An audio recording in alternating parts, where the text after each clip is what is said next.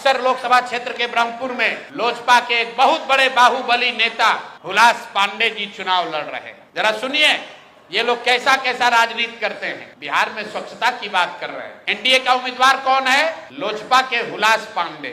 उनकी छवि क्या है वो आप हमसे बेहतर जानते हैं। वहां से ये जन सुराज के प्रत्याशी हैं डॉक्टर सत्य प्रकाश तिवारी। देख लीजिए पटना में बहुत बड़ा नेत्र अस्पताल चलाते हैं और इनका चेहरा देख लीजिए कि एक दबाव में इन्होंने टिकट लिया है कि खुशी खुशी लिया है। ये देख लीजिए इन्होंने जन सुराज का टिकट लिया, जन सुराज ने इनको उम्मीदवार बनाया। 3 दिनों तक इन्होंने सक्रियता से वहां प्रचार किया, लेकिन कल जब नामांकन वापस लेने की अंतिम तारीख था, परसों रात तक ये साहब अभियान में लगे हुए थे, प्रचार कर रहे थे और कल सुबह में अचानक से भाई साहब ने अपना उम्मीदवारी, अपना नामांकन वापस लिया है। और वापस लेने के पीछे का चित्र देख लीजिए। उन्होंने एक चित्र जारी किया है कि जहां पर डॉक्टर साहब अपना नामांकन वापस ले रहे हैं, हम चित्र जारी कर रहे हैं। देखिए धर्मेंद्र प्रधान हैं और यही डॉक्टर सत्य प्रकाश तिवारी हैं। इनके घर पर बैठ के इनको देखिए क्या किया जा रहा है। आपने भारत के लोकतांत्रिक इतिहास में ये नहीं देखा होगा कि चुनाव घोषित होने के बाद जो उम्मीदवार है, आधिकारिक तौर पे जो उम्मीदवार है, उससे पार्टी का कार्यकर्ता नहीं, लोकल नेतृत्व नहीं, भाजपा के केंद्र में मंत्री धर्मेंद्र प्रधान हैं। ये देखिए हाथ मिला रहे हैं भाई साहब इस डॉक्टर के घर पर बैठ के।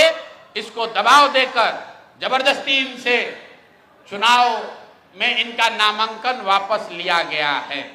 मेरे भाई, लोजपा के एक बाहुबली नेता को बचाने के लिए, वहां के एक जनसुराज के सभ्य डॉक्टर के उम्मीदवारी को खत्म कराने के लिए आप इतनी ताकत लगा रहे हैं, तो पूरा बिहार को ये देखने, जानने, समझने की जरूरत है कि जनसुराज के लोग भाग रहे हैं कि यहाँ खुलेआम गुंडागर्दी की जा रही है, लोकतंत्र की हत्या की जा रही है।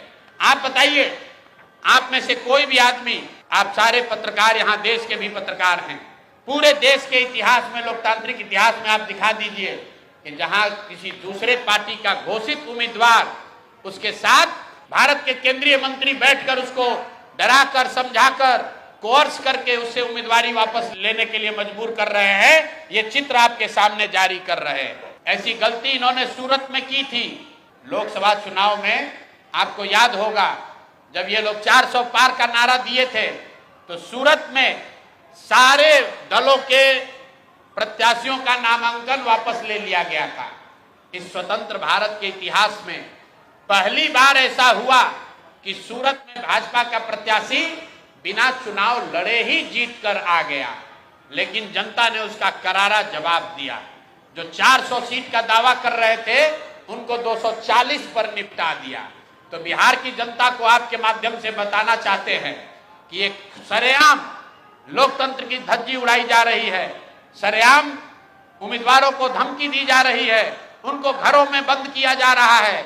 और बंद करने वाले लोग कोई स्थानीय नेता नहीं है, गुंडा बदमाश मवाली नहीं है। यहाँ के भारत के दूसरे मंत्री धर्मेंद्र प्रधान बैठकर देखिए चाय नाश्ता कर रहे हैं।